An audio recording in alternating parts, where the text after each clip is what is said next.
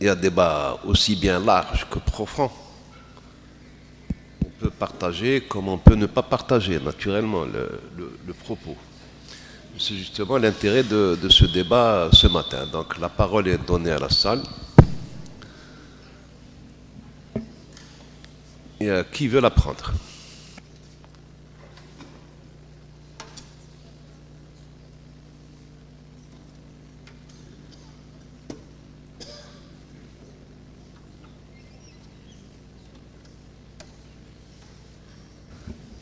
Allez, je vais poser une première question. Moi, ce qui me... le propos de Slimane m'interpelle à un niveau fondamental. J'ai toujours pensé que, comme dit Karl Marx, l'acquis de l'humanité repose sur 3 piliers. La philosophie allemande, la conception du monde, la dialectique, qui nous apprend la conception du monde, la dialectique. L'économie politique anglaise, qui nous apprend à compter, avec le poids du dollar. Et la Révolution française, donc la langue française, comme vecteur de valeurs de liberté, de démocratie et de droits de l'homme. Si nous, en tant qu'Algériens, avons hérité de ce pilier, en négligeant certainement les 2 autres, au moins pouvions-nous espérer profiter des valeurs qu'il porte, liberté, démocratie, droits de l'homme. Or, il me semble que rien de cet emprunt n'est passé dans l'héritage national.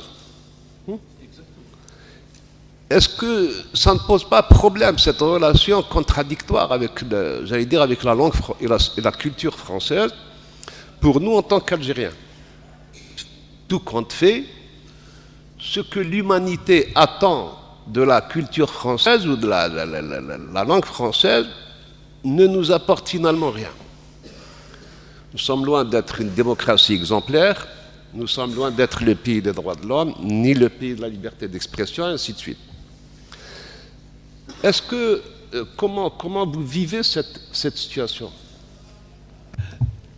C'est la situation fondamentale à laquelle on s'affronte. Avec la langue française, effectivement, elle a été accusée d'être uniquement une langue de répression, de colonisation, et qu'on néglige toutes les valeurs qu'elle a apportées pour le monde et l'universalité.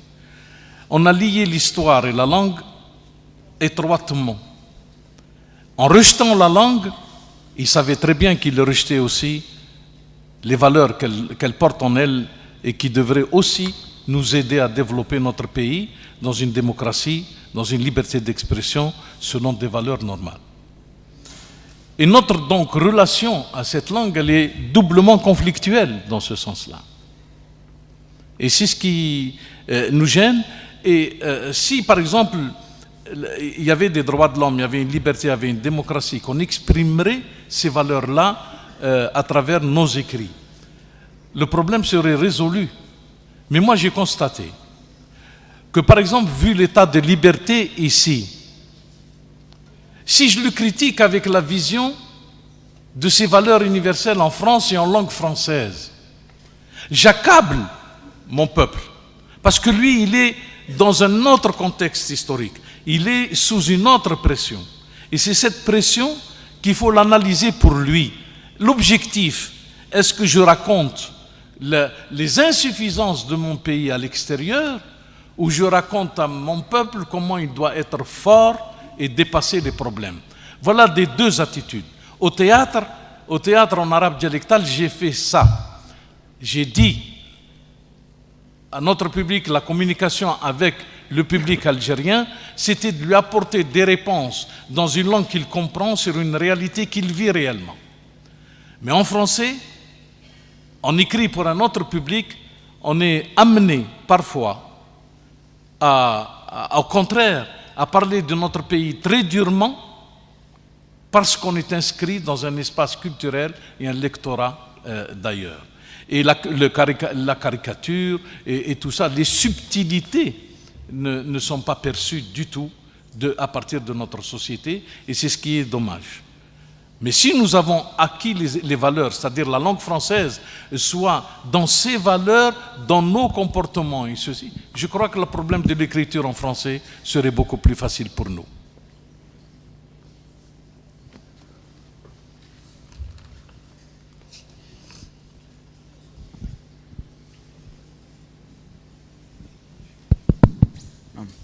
Donc bonjour tout le monde. Merci pour le conférencier, pour donc la profondeur de cette conférence. Donc moi, avant de poser ma question, je vais commencer par un constat, c'est-à-dire un constat à propos de cette conférence. Moi, j'aimerais bien que cette conférence soit diffusée. J'aimerais bien que cette conférence soit entendue par nos décideurs, qu'elle soit comprise. Parce que votre conférence, franchement, de mon point de vue, et c'est un projet de société. Un projet de société qui est réglé et qui peut régler donc ces problèmes justement de l'identité. Donc là, d'après tout ce que vous avez avancé, donc il y a toujours cette problématique de la langue, qu'elle soit en arabe ou en français ou en tamazight. Donc, mais là, c'est un point de vue important. Pourquoi? Parce que c'est un point de vue de quelqu'un qui maîtrise les 3 langues ou les 4 langues, donc d'un plurilingue. La question que je me pose maintenant, est-ce que justement vos pièces théâtrales sont comprises par un public, je dirais, peut-être, pour paraphraser donc Katib Yassine, un alphabet dans 3 langues?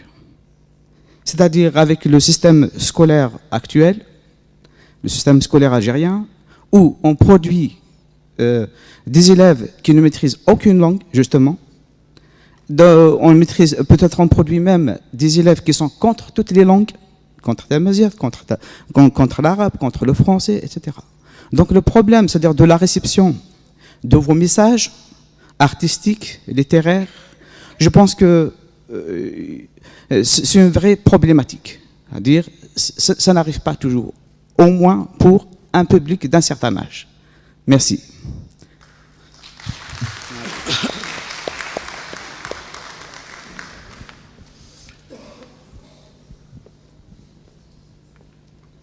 La problématique de la langue en Algérie, c'est qu'on a mis les 3 langues dos à dos. On les a mis dos à dos. Le français, c'est celle du colonisateur. Le mazir dialectal, c'est des langues ordinaires du peuple. Et le français et l'arabe, c'est la seule langue qui va nous sauver. Elle va nous unifier. C'est-à-dire en ne choisissant pas la pluralité linguistique en Algérie, un peuple qui est incapable d'assumer sa pluralité va à l'échec tout droit. C'est une réalité historique, on n'y peut rien. Si on n'assume pas cette pluralité culturelle, on a mis combien de temps? 70 ans à reconnaître le tamazight officiellement. Pendant 70 ans, notre langue maternelle n'était même pas officielle. C'est ces attitudes politiques qui a fait que sur les langues on hésite.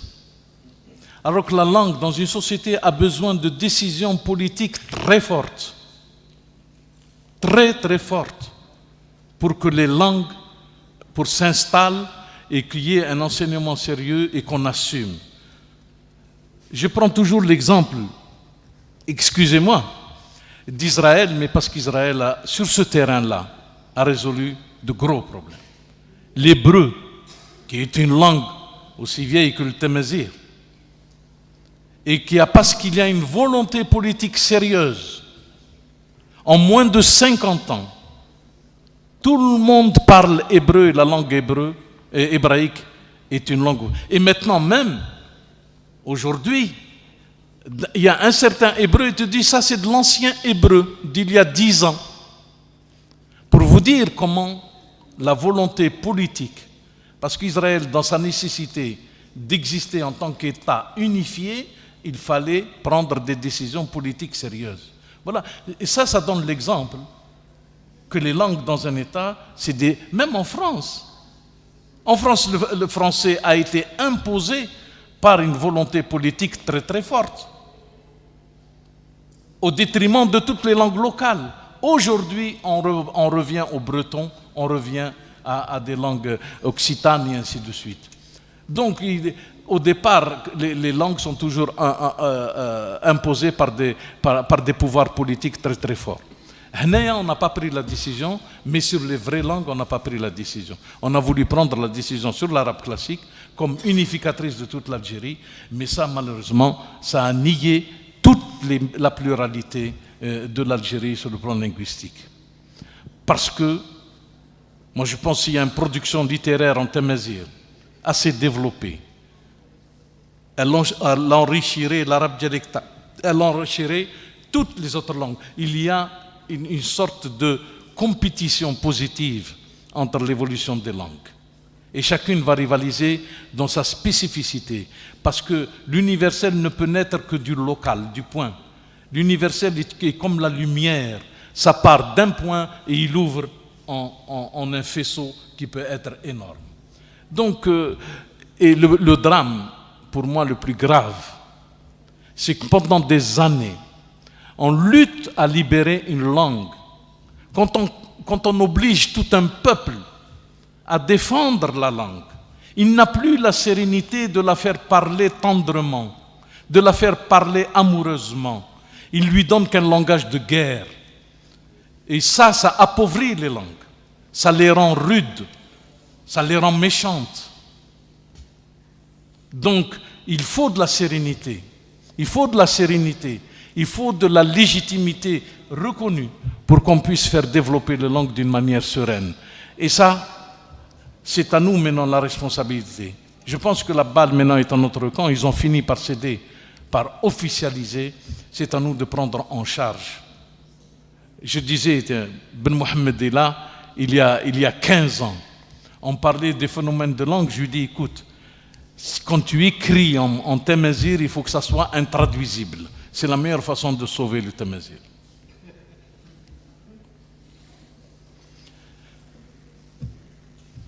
D'autres questions? Bonjour, donc je voudrais vous poser une question par rapport à la langue amazigh, sa place et aux défis auxquels elle est confrontée. Ne pensez-vous pas que l'urgence aujourd'hui, c'est de faire découvrir la vraie identité au peuple algérien? Donc la langue amazigh qui souffre notamment d'un manque de moyens incroyable.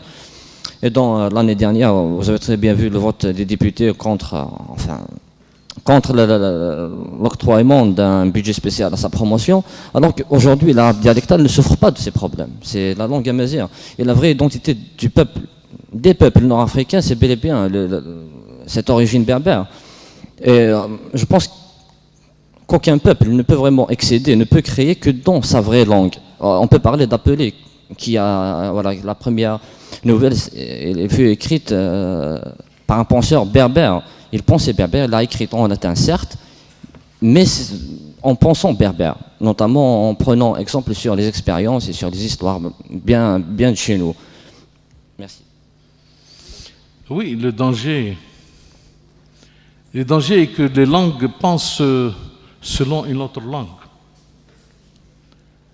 Le problème est, la langue est un outil. Elle est porteuse de choses qui développent un sens particulier à elle.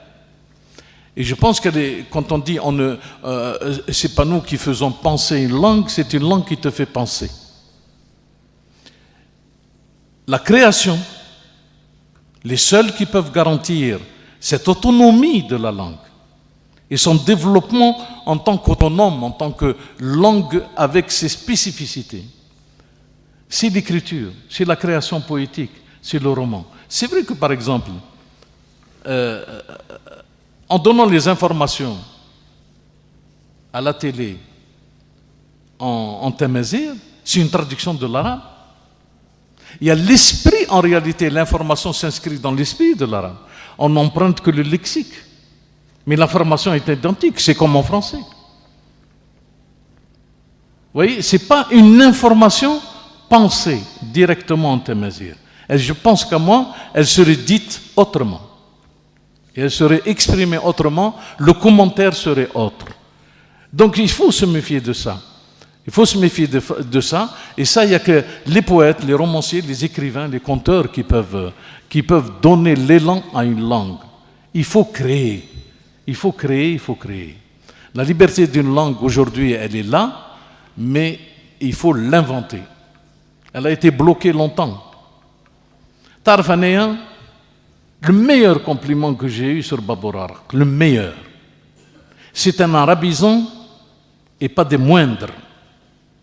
Il est venu me dire, le danger, c'est que par la tirade finale, tu as élevé la langue dialectale au niveau de l'arabe classique. Cette élévation de la langue dialectale était nécessaire pour la langue. Et c'est ce qu'il faut faire. Et je vous dis une chose, les peuples ne sont pas imbéciles.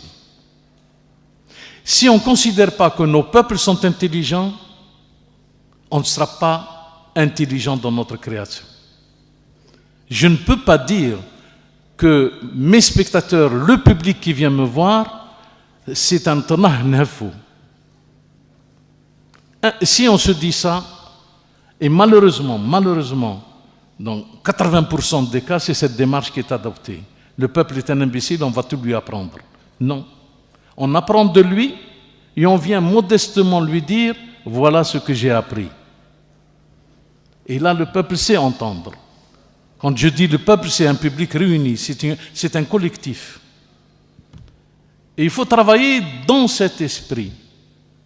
Mon père et ma mère étaient analphabètes, mais ils étaient super intelligents. C'est tout.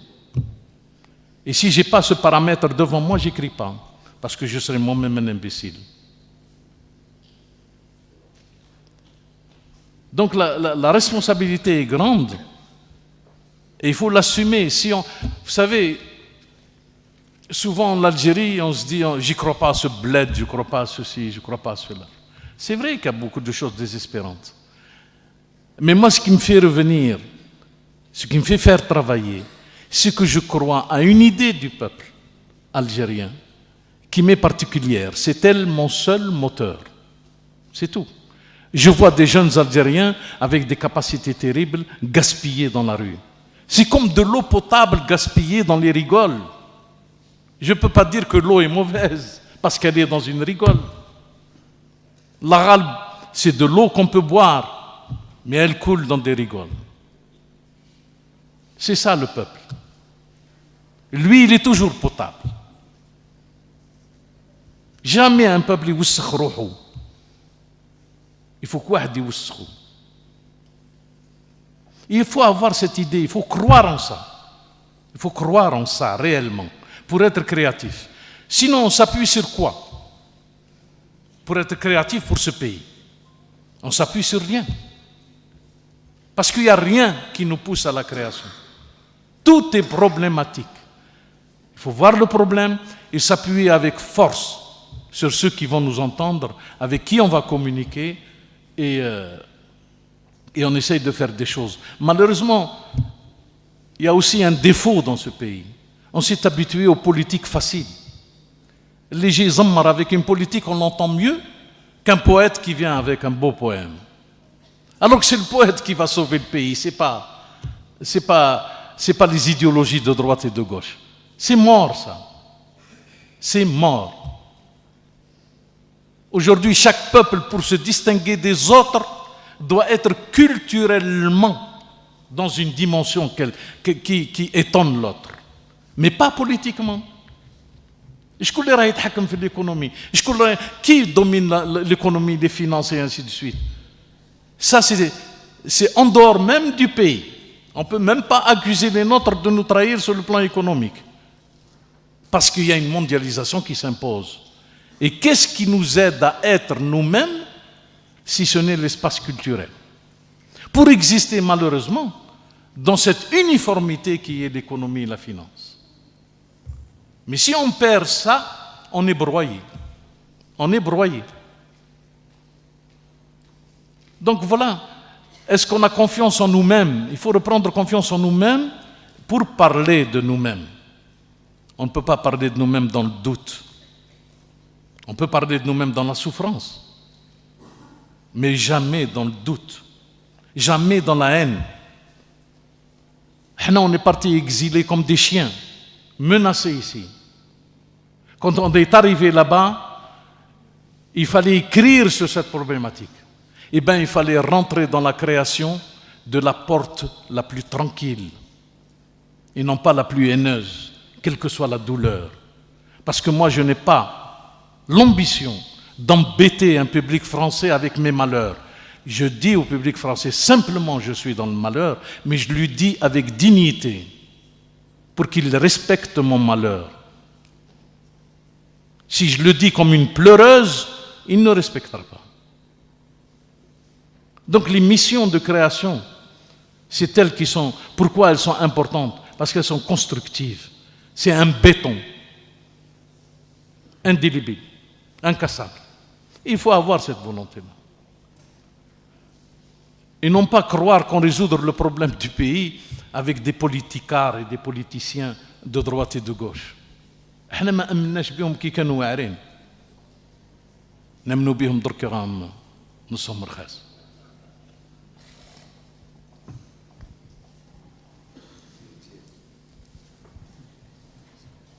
Azul, moi la question que je voulais vous poser, est-ce que ce problème de langue théâtrale ou de langue en général se pose uniquement chez nous? Quand je dis chez nous, ça veut dire l'Afrique du Nord et tout. Dans ce cas, si oui, dans ce cas, on connaît la cause. Est-ce qu'il ne se pose pas ailleurs, au fin fond de l'Afrique, de l'Amérique latine? Est-ce que c'est spécialement chez nous qui se pose ce problème de langue? Je vous remercie. Il se pose, je dirais, même partout. Il se pose, mais non partout. Quand par rapport au dialectal, je prends le Maroc. Le dialectal a été résolu. Le roi fait un discours en arabe dialectal à son peuple. Le discours du trône est toujours en dialectal. Il y a un dialectal marocain.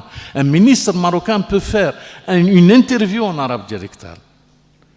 Mais le berbère est une question très compliquée au Maroc. Donc il y a un problème linguistique qui se pose. En Tunisie, il y a un dialectal qui fonctionne très très bien et qui est leur langue. Le problème ne se pose pas, par exemple, pour eux. Mais tous les pays africains, les problèmes se posent. Alors les pays africains, dans chaque pays, il y a 50 dialectes. Comment unifier tout ça? Lequel prendre? Et ce qui a gêné l'évolution de tous ces pays, c'est que c'est un problème linguistique. La langue est la première force d'un pays, ce n'est pas l'armée. La langue est la première force d'un pays. Si on a une langue qui est la nôtre et qui peut communiquer avec le monde, à ce moment-là, on est déjà fort. Moi, je pense. Les pays qui ont été victimes de problèmes linguistiques, Chiara, on parlait de la Scandinavie et des problèmes qui se sont passés effectivement dans ces régions-là. Beckett a connu ce problème-là. Donc les problèmes linguistiques sont fondamentaux et douloureux. Et c'est pour ça qu'il est important d'avoir une... Par exemple, donner des exemples concrets est une chose édifiante.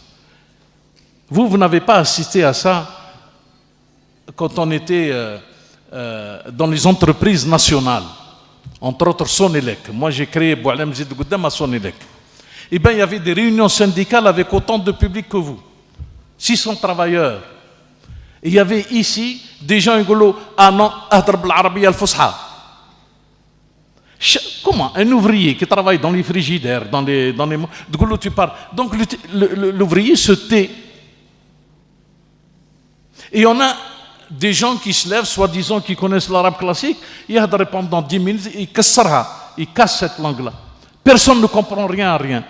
Et à la fin, il y a un type énervé comme ça qui se lève et qui dit en kabyle voilà ce qui se passe dans l'entreprise, voilà ce qui se passe dans l'entreprise. Et celui qui est là, il dit la réunion s'arrête parce que c'est la fin. On passait 3 heures de réunion syndicale, rien n'était dit parce que la langue était une barrière. Donc vous voyez comment on peut tuer des activités sociales uniquement par le problème linguistique.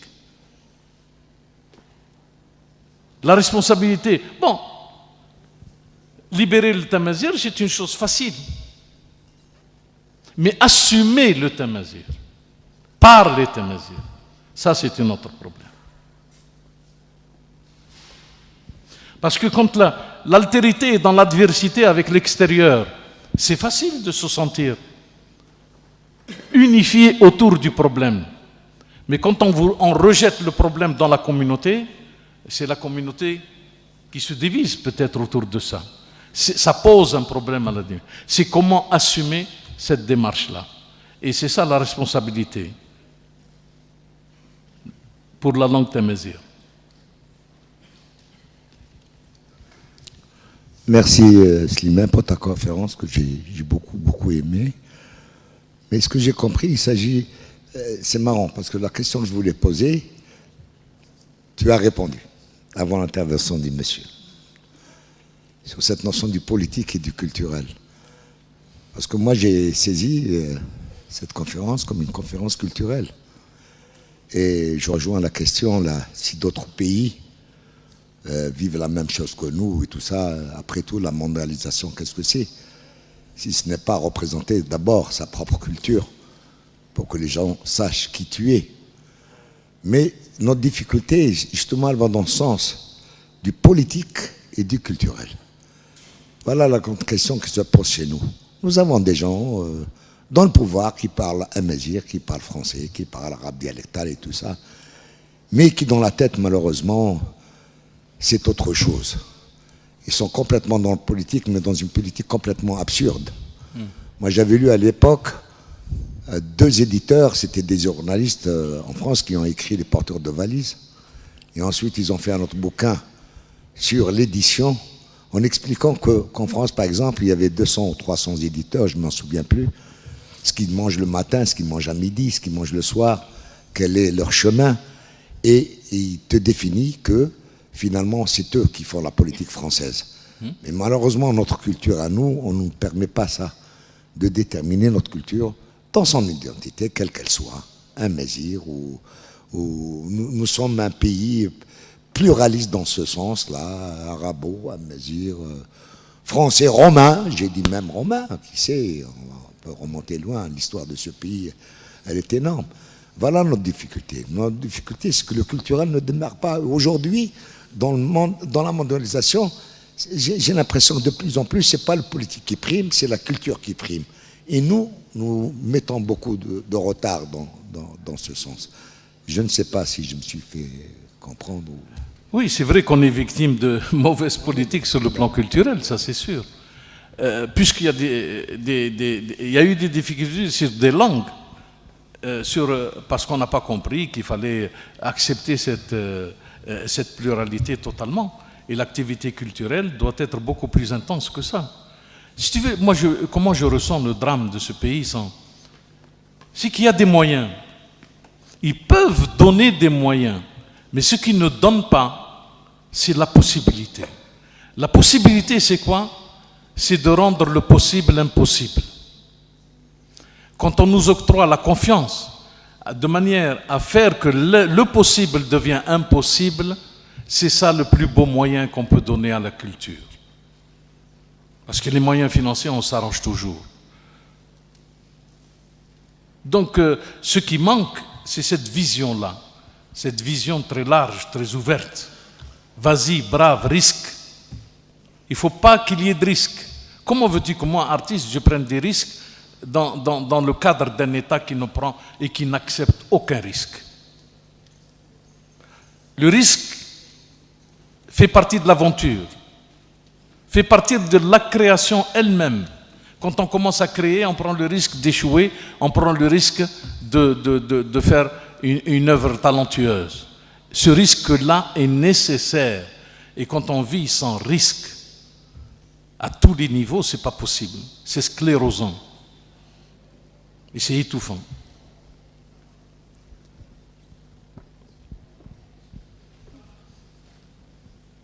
Bonjour. Bonjour. Je tiens premièrement à vous remercier pour cette conférence très intéressante. Donc, je vous parle en tant qu'étudiante en Master 1 en littérature française. D'après ce que j'ai compris, voilà, que pour traduire et conserver à la fois le sens et l'originalité de la langue de départ, il faut se mettre dans la peau de l'autre et soulever les sous-entendus de la langue et dans le cadre culturel. Donc ma question est la suivante. Est-ce que la traduction, enfin l'autre traduction, ne serait-elle pas une solution pour ce genre d'ambiguïté de la langue? Merci. Oui, la traduction peut être une grande solution. Une langue peut se nourrir de beaucoup de choses. J'ai cité tout à l'heure l'expérience d'un pays, Israël. Ils traduisent par an plus de 7000 livres. 7000 livres, c'est énorme. Le salon du livre d'Israël, ce n'est pas des créations, c'est que des traductions. Et c'est comme, il faut nourrir une langue. Une langue, elle ne peut pas exister seule comme ça. Elle doit être nourrie. La traduction peut la nourrir, effectivement, sur certaines œuvres, même scientifiques et autres. Mais se mettre à la place de l'autre, comme vous avez dit, le problème, c'est pas se mettre à la place de l'autre. C'est dire qu'il est en nous et l'autre, c'est aussi moi. Régler ce problème de l'étrangérité, de l'étranger. L'autre est en moi et je suis en lui et j'essaye de communiquer à ce niveau-là. Mais les problèmes que pose la traduction d'une culture, pourquoi? La langue française est une langue qui a une expérience. Elle est codifiée sur le plan de l'écriture. Elle a été analysée. Elle a sa dimension universelle. L'arabe dialectal, c'est quoi? L'arabe dialectal, c'est la langue de mon père et de ma mère. Ils n'ont pas été à l'école. Elle a ce niveau-là. Nous, on a été à l'école. On a compris des choses. Et on voudrait les dire avec cette langue-là. Il est obligatoirement, on doit travailler sur la langue, l'inventer. Quand je dis travailler sur la langue, ce n'est pas apporter des mots nouveaux ou de traduire des choses nouvelles. C'est simplement à partir d'elle, parce que le lien doit être permanent. Il faut que le démarrage soit la langue dialectale dans sa forme, dans son origine, dans sa manière de s'exprimer, et on essaye de la faire évoluer vers autre chose. S'il n'y a pas ce lien-là, parce que cette expérience a été faite, si on coupe le lien, il n'y a plus rien. Il y a des auteurs égyptiens comme Tawfiq al-Hakim, qui, aux années 50, il a dit « Je crée la troisième langue ». C'est quoi la troisième langue? Il y a l'arabe classique, il y a l'arabe dialectal.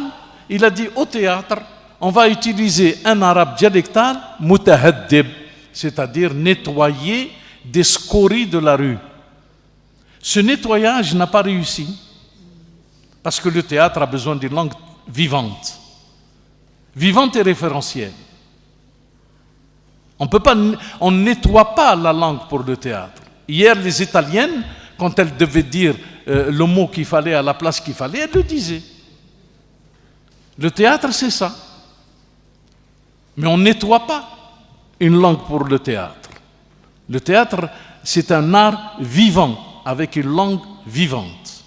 Il faut garder la langue telle qu'elle, tout en étant, bien sûr, dans le respect et la dignité avec le public.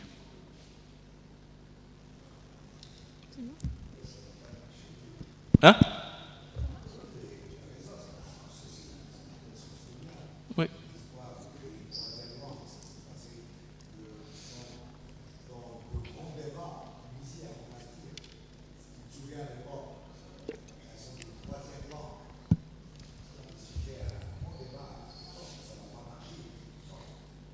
Non, il y a une honte à parler la langue du peuple, pour certains.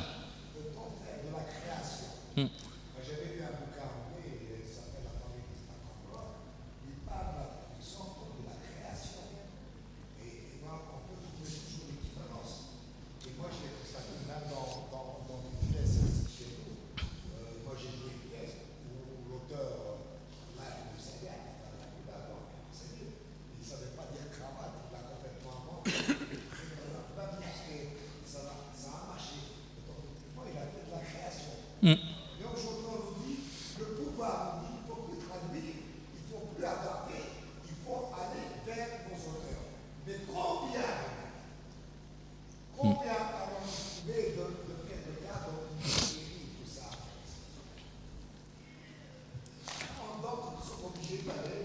Bien sûr, il faut aller traduire. La traduction nourrit.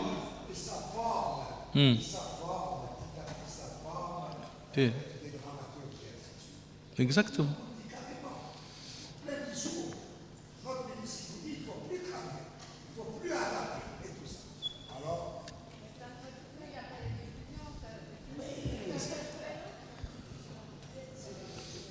Tu voulais dire quelque chose, Chiara? Oui. On reprend le contact avec la salle. Oui, oui. Allez-y. Allez-y. Donc, bonjour. D'après vos propos tout à l'heure, vous avez dit que la langue arabe doit être évaluée pour être une langue nationale. Selon vous, la langue arabe n'est pas qualifiée pour être une langue nationale? J'ai pas entendu bien la question. La langue arabe classique? Vous avez dit que la langue arabe doit être évoluée pour être une langue nationale. Oui. Selon Je vous... parle de l'arabe dialectal. Oui. Je parle de l'arabe dialectal parce que avant l'indépendance, les populations algériennes étaient stables, n'étaient pas mobiles. Le Wahrani, l'Annabi, ça ne voyageait pas beaucoup. Il n'y avait pas beaucoup de communication. Ce qui fait que chaque région, en définitive, avait développé sa langue propre à elle. Je me souviens très bien, le Wahrani, il dit l'Annaba, ma nfahmouhj. Ou l'Annabi يروح الوهران ما نفهموش. On comprend vaguement ce qu'il veut dire. Il y a une différence d'accent, une différence. Le problème de l'homme de théâtre, c'est qu'il crée une pièce, il doit faire une tournée nationale. Donc il doit être compris de partout. Et personnellement, j'ai travaillé sur cet aspect des choses. On trouve par exemple que les différences linguistiques entre Wahran, le centre, et Annaba, pour définir un mot, il y a tous les mots. Mais il y en a un qui est connu par tous. Il y a aussi la formulation, comment formuler les choses. Et parfois même, nous étions obligés peut-être d'introduire dans le texte une répétition de la même phrase sous une autre forme pour pouvoir toucher tout le monde. Et ça, c'était un vrai problème pour nous au début. On se retrouvait par exemple à Oran, on se disait qu'est-ce qui se passe, est-ce qu'ils ont compris ou pas? Mais maintenant, avec la mobilité des gens, les deux générations de l'indépendance, la mobilité, n'installe à Habta de tous les côtés, ils s'installent dans différentes régions. Le pétrole a joué un grand jeu là-dedans. Les bases pétrolières sont une fusion de toutes les cultures. Nous, on a travaillé sur les bases pétrolières pendant des années. Et croyez-moi que les gens qui sont dans une base pétrolière, ils sont 100, 150, il y a un brassage culturel extraordinaire entre ces gens-là qui remontent ensuite dans leur région. Il y a l'Oranais, il y a le Kabyle, il y a le type du Sud, il y a le type d'Annaba et qui remontent. Et le brassage se faisait autour de ce travail. Et c'est comme ça que la langue a commencé à s'unifier, à avoir une dimension nationale. Et on est arrivé avec, dans l'expression de Babor, de Boualem, et Alloula da Humq Salim, et ainsi de suite. Est-ce qu'on peut encore prendre quelques questions? Parce que j'ai beaucoup de demandes. Monsieur Benaïssa, on peut... Allez. Bonjour tout le monde. Je tiens d'abord à vous remercier, Monsieur Benaïssa, ma reconnaissance. Merci pour tout ce que vous avez fait. Et ainsi que tous les, bien sûr, je nomme encore Monsieur Sid Hamda Goumi et les artistes qu'on a vus passer parmi nous. Alors moi, je voudrais m'adresser à vous en tant qu'intellectuel. J'ai beaucoup lu vos contributions, surtout sur le latin. Alors je veux d'abord vous prendre votre avis sur la question suivante. Êtes-vous de l'avis de certains linguistes, je nomme Monsieur Delary, qui pensent que le berbère, les habitants de l'Afrique du Nord, sont dotés de façon innée de ce désir d'aller vers l'autre, de comprendre et de chercher l'intercompréhension. J'explique ça. Alors d'après lui, les Banu Hillel, Banu Sulama, Banu Kotama étaient à peine 1 millier. quand ils sont venus, quand ils sont arrivés à l'Afrique du Nord, nous étions quand même plus nombreux. Comment ça se fait qu'au bout de quelques décennies, le berbère qui habitait sa terre natale se voyait, ou bien se retrouvait dans la posture d'adopter le parler de l'autre? Dans le même sens de cette réflexion, je vois en vous, par exemple, aujourd'hui, le berbère, celui qui a souffert à qui on a offusqué, confisqué son identité, c'est comme si vous voulez qu'on vole au secours des autres. Autrement dit, vous êtes pour l'adoption de l'arabe dialectal. Ne pensez-vous pas que l'arabe dialectal, il est en train de grandir aux dépens du berbère? Voilà à peu près ce que... Merci à vous. Oui. Tu sais, la relecture de cette histoire, on était nombreux, ils n'étaient pas nombreux, les Bli Hilal, les Bli ceci. Cette histoire n'est pas ouverte correctement. Moi, je pense qu'il y a encore beaucoup de travail à faire là-dessus. Le passage de gens, malheureusement, par le pays qui avait une autre culture, ils ont avancé dans la culture. Alors que les peuples berbères ont été toujours sous une répression. Ils habitaient au bord de l'eau et à chaque envahisseur qui rentre, il monte un peu dans la montagne. Ils sont arrivés jusqu'à la cime des montagnes, sur l'échine de la montagne. Un peu plus haut, un peu plus haut, un peu plus haut. Et il disait aussi, ce pays est trop beau, celui qui le voit, il a envie de le prendre. Mais non, sur le plan de la langue,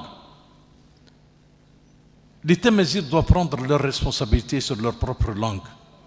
Ce n'est pas l'arabe dialectal qui va l'arrêter, ni le français qui va l'arrêter, ni l'arabe classique qui va l'arrêter. Le problème est qu'on prenne la responsabilité là-dessus.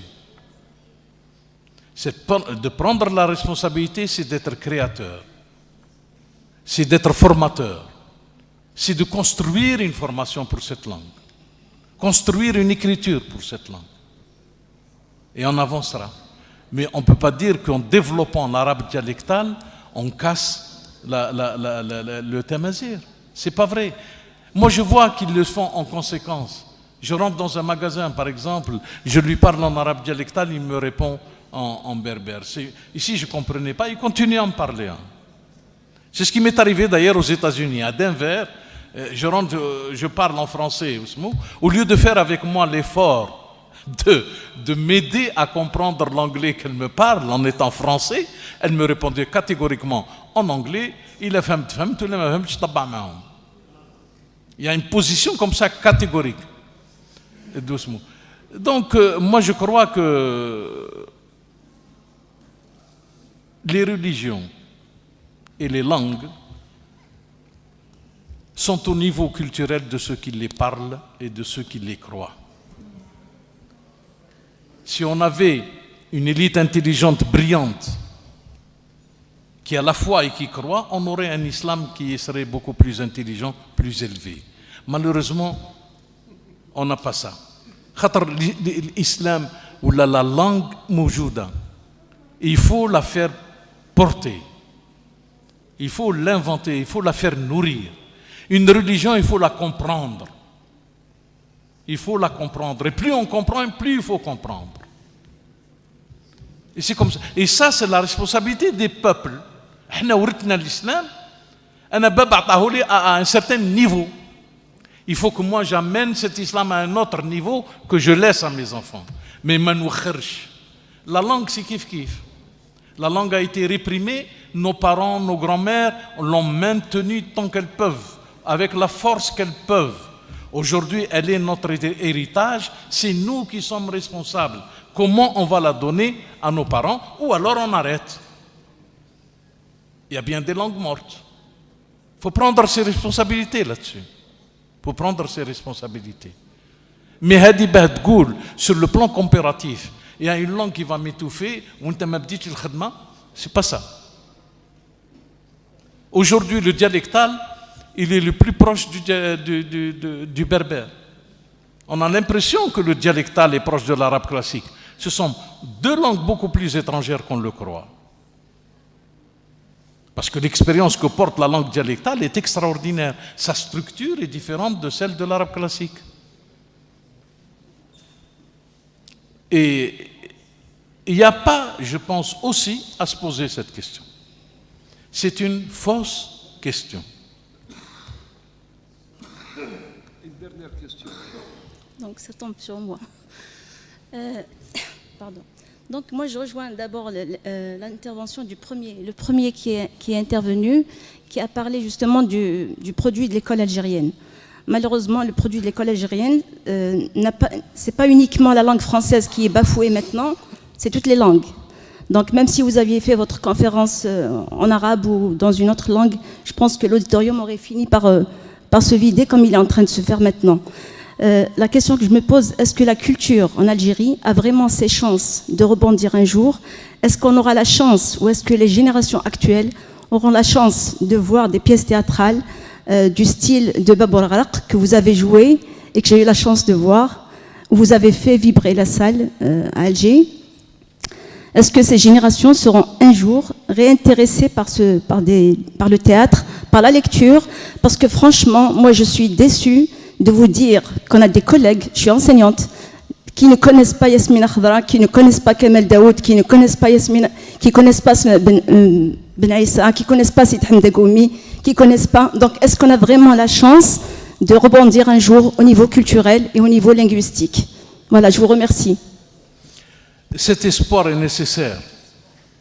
Cet espoir est nécessaire et il n'y a pas de génération qui ne rebondit pas.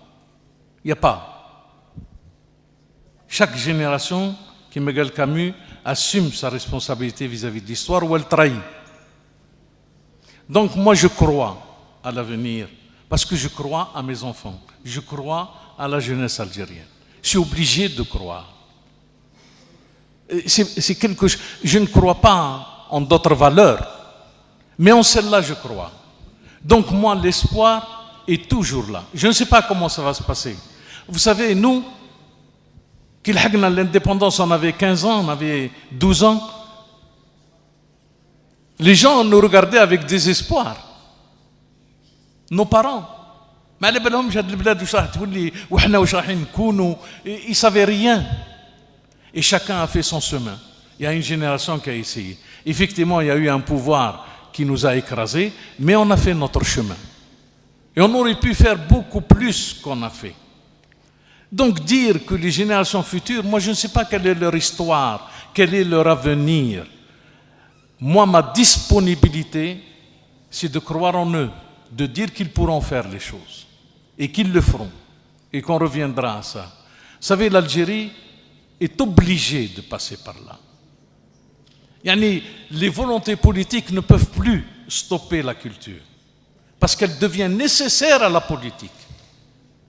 Vous savez, De Gaulle, quand il a pris le pouvoir en 1945, quand il a repris le pouvoir en 1945, Malraux était toujours son ami. Et De Gaulle lui dit, pour le moment, je n'ai pas besoin de toi. Parce qu'il y avait la libération, il y avait l'image de la libération et ainsi de suite. Quand De Gaulle est revenu en mai 1958 au pouvoir, le premier qu'il a appelé, c'est Malraux. Gallo, maintenant, j'ai besoin de toi. Et Malraux a construit à travers toute la France les centres nationaux d'art dramatique, les maisons de culture. Tout ça, c'est la pensée de Malraux, parce que De Gaulle avait compris qu'avec la fusion de ce qui va se passer pendant la guerre d'Algérie, qu'il fallait élever le niveau culturel des Français pour assumer la chose et surtout la séparation avec l'Algérie. Donc, si vous voulez, la culture en Algérie deviendra à l'avenir nécessaire même pour l'État. Nécessaire pour l'État, et à ce moment-là, il va l'organiser autrement. Jusqu'à présent, khallaha haraj. La culture khallaha dans le désordre. C'est-à-dire qu'on a érigé le mauvais folklore en culture régionale. On a mélangé tout. Mais c'est fini, cette période-là, je pense qu'ils n'ont plus l'argent pour ça, parce qu'il y a beaucoup d'argent qui a été dépensé. Et deuxièmement, parce qu'il faut aussi un minimum de rigueur dans la pensée des gens pour qu'on puisse avancer sur le plan économique, sur le plan financier et sur le plan de la maïcha de tous les jours. Le pétrole a ses limites et c'est la politique qui doit remplacer ses limites. Et dans la politique, la culture sera un enjeu important. Nous sommes victimes d'une guerre glorieuse et d'un pétrole abondant. Malheureusement, c'est ça. On est broyé dans cet étau. Mais ça finira un jour. Et nos enfants sauront prendre la revanche. Je pense. Et j'y crois. Merci à vous. Voilà, on termine donc avec cette note d'optimisme. On termine avec cette note d'optimisme, cette série de rencontres. Oui, vache allez, rah.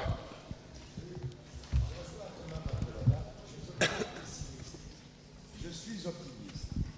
Moi aussi, je vais raconter une anecdote dont Sid Ahmed était présent il y a quelques années, le MJD, le mouvement des journalistes, lors de la fameuse réunion Flatlas, à l'époque. Sid Ahmed a été invité, moi aussi, et en parallèle, il y avait Hamrouch qui était invité, et Khadiri. Tout allait bien. Khadiri n'arrivait pas encore. Hamrouch n'arrivait pas encore. Débat entre journalistes. Tout allait bien.